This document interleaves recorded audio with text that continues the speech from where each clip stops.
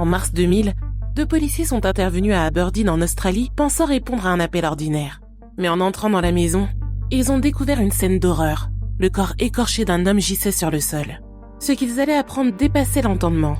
L'affaire impliquait un acte de cannibalisme. Et cette fois, il ne s'agissait ni de Jeffrey Dahmer, ni de Fritz Haarmann, ni d'Albert Fish. Le coupable était une femme. Selon les enquêteurs, elle aurait même servi de la chair humaine aux enfants de la victime. Tout avait dégénéré après que John Price, en couple avec Catherine Knight, avait obtenu une injonction pour qu'elle s'éloigne de lui après une violente dispute où elle l'avait poignardé.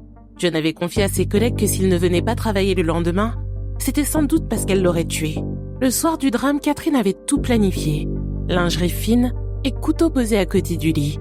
Après une relation intime, elle avait attaqué John dans son sommeil. Blessé, il avait bien tenté de fuir, mais elle l'avait rattrapé. Elle lui avait infligé 37 coups de couteau dont plusieurs mortels. Quand l'inspecteur Peter Muschio est arrivé, il a découvert une scène macabre.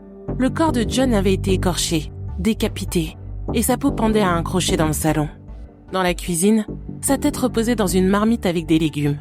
Des morceaux de chair découpés dans ses fesses avaient été dressés dans des assiettes, accompagnés de petits mots portant les prénoms de ses enfants. Pendant l'enquête, Catherine avait affirmé ne se souvenir de rien. Ses avocats avaient évoqué une amnésie liée à des troubles mentaux. Mais les témoignages et les preuves dépeignaient une femme instable, violente avec ses anciens compagnons, et capable de choses extrêmes. En novembre 2001, Catherine a été condamnée à la perpétuité, sans possibilité de libération. Une première pour une femme en Australie. Jusqu'à aujourd'hui, elle n'a jamais reconnu sa culpabilité, ni admis avoir consommé une partie du corps de John. Elle est toujours détenue dans une prison australienne. Proche des 70 ans, elle reste liée à l'un des crimes les plus glaçants du pays.